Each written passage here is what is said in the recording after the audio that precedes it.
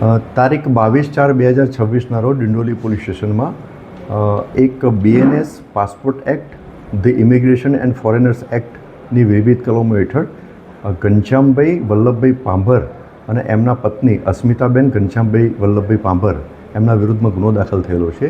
આ ગુનાની વિગત એવી છે કે આ બંને આરોપીઓ વિરુદ્ધમાં 2021માં રાજકોટ તાલુકા પોલીસ સ્ટેશનમાં એક IPC અને GPID એક્ટની વિવિધ કલમો હેઠળ ગુનો દાખલ થયેલો હતો.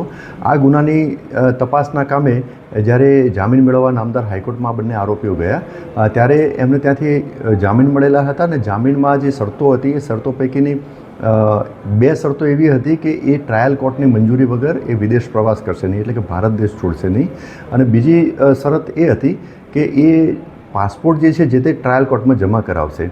તો આ શરતોને આધીન રહી અને આ બંને આરોપીઓએ જે તે રાજકોટની જે તે ટ્રાયલ કોર્ટ હતી એમાં બંનેના પાસપોર્ટ જમા કરાવેલા હતા. ત્યારબાદ આ કેસનું ચાર્જશીટ પણ કરેલું હતું.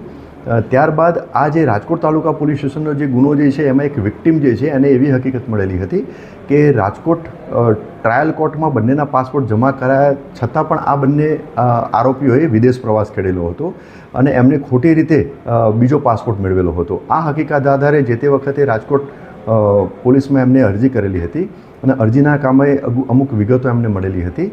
તે આધારે ડિંડોલી પોલીસ સ્ટેશનમાં આવી અને આ ફરિયાદીએ ફરિયાદ જાહેર કરેલી હતી. ફરિયાદ દાખલ થયા પછી આ બંને આરોપીની તપાસ કરતાં મળી આવેલા હતા. જે તપાસના કામે પૂરતા પુરાવા એકત્રિત થતાં બંને આરોપીની ધરપકડ કરવામાં આવેલી હતી.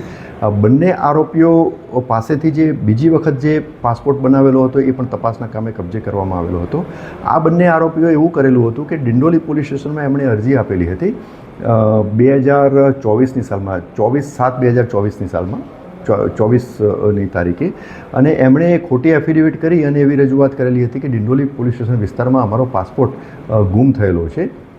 જે આધારે એમને ત્યાં ડિંડોલી પોલીસ સ્ટેશનમાંથી પ્રમાણપત્ર તપાસ કરીને આપવામાં આવેલું હતું અને એ આધારે રિજિયોનલ પાસપોર્ટ ઓફિસ સુરત ખાતેથી એમને બીજો પાસપોર્ટ મેળવેલો હતો અને એ પાસપોર્ટ આધારે એમને વિદેશ પ્રવાસ કરેલો હતો. તપાસ દરમિયાન આ હકીકત પણ જણાઈ આવેલ છે. તદુપરાંત આ બંને આરોપીઓ પૈકી જે ઘનશ્યામભાઈ વલ્લભભાઈ પાંભરના વિરુદ્ધમાં ગુનાહિત ઇતિહાસ છે, એટલે કે તેમના વિરુદ્ધમાં 5 અલગ અલગ ગુનાઓ દાખલ થયેલા છે, જેમાં Rajkot taluka police station, Rajkot B division police station, Rajkot ગ્રામ્યના લોધિકા પોલીસ સ્ટેશન, સુરત ગ્રામ્યના કામરેજ પોલીસ સ્ટેશન અને પૂણા પોલીસ સ્ટેશન, સુરત શહેરના પૂણા પોલીસ સ્ટેશન. આ 5 પોલીસ સ્ટેશનમાં શરીર સંબંધી અને મિલકત સંબંધી અને લેન્ડ ગ્રેબિંગના વિવિધ ગુનાઓ દાખલ થયેલ છે.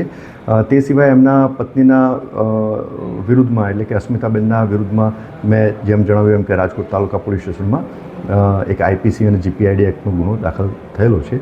હાલમાં બંને આરોપીઓ પોલીસ કસ્ટડી રિમાન્ડ હેઠળ છે અને ગુનાની તપાસ ચાલુ છે. આ બંને આરોપી પૈકી જે ઘનશ્યામભાઈ વલ્લભભાઈ પાંભર જે છે એ જમીન લે વેચનો અને મકાન લે વેચનો ધંધો હાલમાં કરી રહ્યા છે. હાલ સુરતમાં કેટલા સમયથી રહી રહ્યા? એ હાલમાં જે સુરતમાં જે એમને એડ્રેસ બતાવેલું છે એ લગભગ 2 વર્ષથી સુરતમાં રહે છે અને અહીં ડિંડોલી પોલીસ સ્ટેશનમાં જે તે વખતે આવેલા હતા એ વખતે પાસપોર્ટ ગુમ થયેલો હતો એ હકીકત એમણે દર્શાવી હતી અને એ જે તે અત્યારે સુરતમાં વરાછા વિસ્તારમાં રહે છે. કયા બિલ્ડર જોડે કામકાજ કરતા હતા? એમની ફાઇનાન્સ પેઢી હતી, ધનંજય ફાઇનાન્સ કરી અને પેઢી હતી, અને ત્યાં એમાં જે રાજકોટ લોકલ અને આસપાસના જે રહેવાસીઓ હતા એમની પાસેથી ડિપોઝિટ મેળવેલી હતી અને ડિપોઝિટ મેળવી અને એમને વળતર ચૂકવવાની વાત હતી, પણ એમને વળતર ચૂકવેલું ન હતું અને એ ચીટિંગ કરેલું હતું. એ આધારે જ રાજકોટ તાલુકા પોલીસ સ્ટેશનમાં આ જે તે વખતે 2021માં ગુનો દાખલ થયેલો હતો.